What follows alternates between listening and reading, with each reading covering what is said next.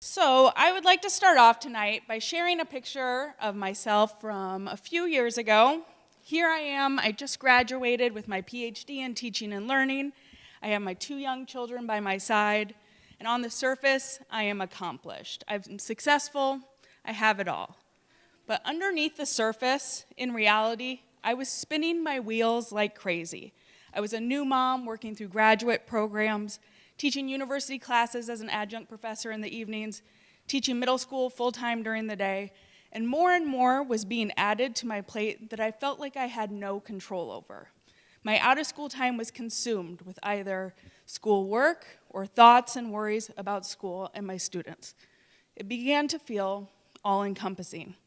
And for me to say it was becoming overwhelming says a lot, because you see, I have had many roles as an educator over the years, both within and outside the Cedar Rapids School District. I've taught K through 12, undergrad and graduate courses. I've taught pre-service and classroom teachers. I've taught in many different situations, from my very first year of teaching on a cart traveling between 7 different schools to having various traveling, shared, and singleton positions. I've taught in beautiful classrooms and dimly lit corners of cafeterias. You can say I've experienced a lot as an educator. In fact, the other day I was counting the number of schools that I have taught in, from kindergarten all the way through universities, and it came to a whopping 19.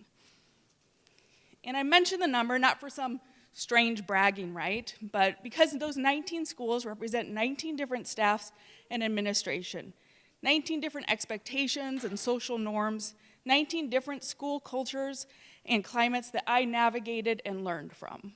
It was my job to decode the system upon entering each school. How do teachers interact? What are the administration's expectations? What does professional development look like here? Where's the closest bathroom? All these things I needed to figure out.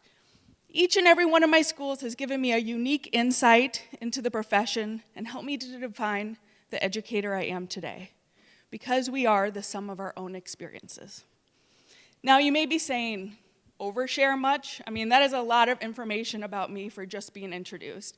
But the real reason that I'm sharing this with you is because what I'd like to talk about today has been greatly informed and influenced by all my experiences as an educator.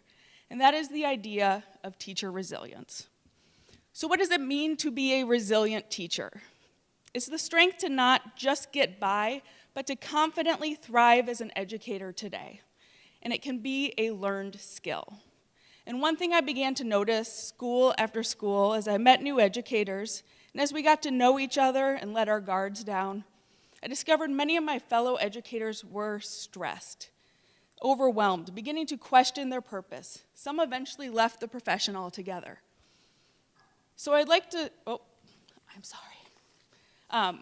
So it was right around that point, upon graduating with my doctorate, that I began to recognize that I wasn't immune to these feelings either. So having just left the hallowed halls of academia, I did what I did best, and I began researching, first for myself and then for others like me. And what I discovered was that teacher stress and burnout really is an epidemic worth exploring and shining a light on. And then I found 3 studies that became the foundation of everything I have said and done since. And I would like to share those with you today.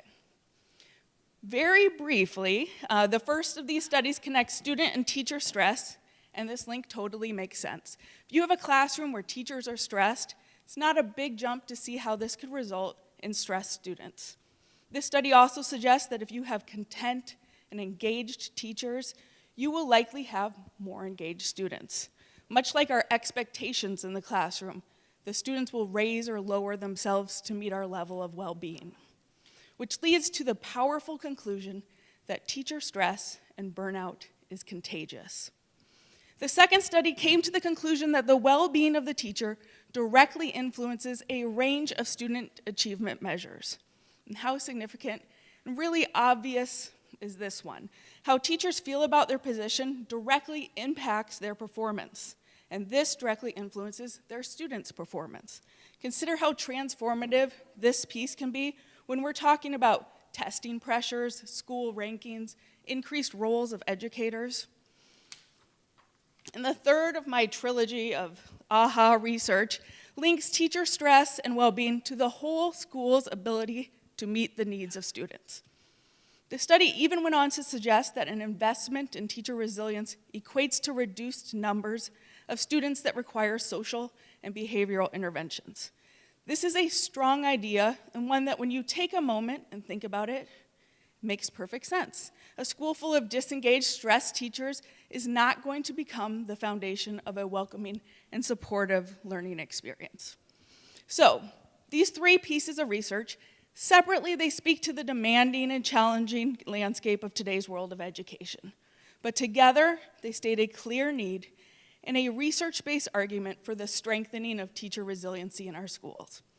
We know common statistics like 50% of teachers leave the profession the first 5 years, or that fewer and fewer college students are choosing to enter teaching. And I don't say any of this to be a bummer tonight, but to show you that the epidemic goes even deeper than attrition rates and burnout statistics. I say this because these studies prove that teacher well-being impacts more than the teacher. It impacts our students and their success and our schools. It's more than just one teacher choosing to leave the profession. It's more than one person disconnecting from their purpose or feeling the shame of losing the passion of something they once loved. It's greater than all of us, but yet together we can do something about it. And it can simply start with dialogue, authentic, real conversations beyond pedagogy and past Pinterest boards about the reality and effects of living a life in education today. This is a picture from a high school in Maryland that's using my book I published last May about building resilience for their professional development this year. They are setting a baseline using a scattergram of where their entire staff is on the teacher burnout scale, and then using this to open up authentic dialogue around teacher stress and resilience within their building. And once those floodgates are open and staff can discuss how rewarding, but also sometimes hard, how fulfilling, but also sometimes draining teaching is and feel supported and heard, the next step is to fill their toolbox. And I tend to divide resilience tools into strategies and practices, some of which you can implement right now and some that you can work to form into habits. But the reality is that they all can be used to position teachers for longevity and to help them reclaim their joy in teaching. And I've spent the last 2 years studying as many resilience strategies as possible, writing a book about it, building a business on it, speaking about it, really living and breathing this idea. And one thing that I have learned is that it's important to fill your toolbox with what works for you, whether that's mindfulness exercises, time-saving techniques, planning tools, or action steps. Just knowing that there are things that you can do when you are starting to feel stressed is a proven resilience-building strategy within itself. Having the tools to take action leads to resilience, and having resilience leads to the belief that you can take action. So having a stockpile of strategies ahead of time, having a school culture that encourages open discourse are initial steps in how you can support teacher resilience, which we know supports our students and our schools. There are many steps in developing a school culture that supports teacher resilience. It's complex. It takes planning, sensitivity, unity. But the fact is that if a school chooses to not address resilience within its culture, they are committing to the culture that already exists, whether consciously or not. I often use the phrase, save the teachers, and I do so because at times it does kind of feel like we're a dying breed. Again, not trying to be a bummer, but the statistics don't lie. It has to be on our agenda as educators to remain educators. We have to acknowledge what is happening within our profession. A resilient educator is still going to have bad days, and they may even disengage at times. However, they will always re-engage, ready to try a new approach. They know they have the ability to change their situation to better their days and their students. We all have a natural amount of resilience already, and honestly, the right amount of stress can work as a motivator sometimes. But it's clear, and it has been for a while, that the education presents a unique level of stressors that has been proven to devour without the right set of tools to fight back. So I think of all my 19 different schools that I've taught in, and I may not have the same energy as a first-year teacher traveling between 7 schools on a cart like I once did, but I know I have the tools ready to face the challenges that may arise. And I understand the research behind why I need to be equipped to face these challenges for myself and for my students. Teacher resilience isn't about fragmented initiatives. It's not about the classes you're dealt or the politics behind education. It's about longevity, no matter what is thrown at us. It's about finding the joy in a career that we believe in and that connects to our purpose. And the first step in all of this is understanding how far our own resilience impacts others, and that perhaps the best way to help our schools and our students is to save the teachers. Thanks.